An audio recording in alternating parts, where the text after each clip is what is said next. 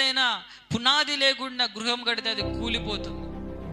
అందుకనే మన కుటుంబాలన్నిటికీ పునాది ఏమిటంటే యేసయ్య వాక్యమే. హల్లెలూయా.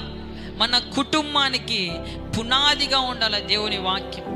ఆ వాక్యములో ఏది రాయబడిందో దాని ప్రకారం మనం జీవించాలి. హల్లెలూయా.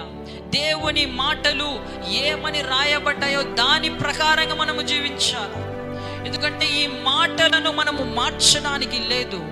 ఈ మాటలు జీవము కలిగిన మాటలు. హల్లెలూయా. ఈ మాటలు శక్తి కలిగిన మాటలు, కుటుంబాలని కట్టే మాటలు, జీవితాలని కట్టే మాటలు ఈ మాటలు. కాబట్టి ఈ మాటలు, దేవుని మాటలు, దేవుని యొక్క వాక్యం మీద నీ కుటుంబాన్ని ఎప్పుడైతే కట్టుకుంటావో, ఆ పునాది మీద కట్టుకుంటే నీ కుటుంబము ఎన్ని సమస్యలు వచ్చినా కూలిపోదు. హల్లెలూయా. గట్టిగా చెప్తాం హల్లెలూయా. ఎన్ని పోరాటాలు వచ్చినా నీ కుటుంబం కూలిపోదు. ప్రియమైన దేవుని బిడ్డలారా,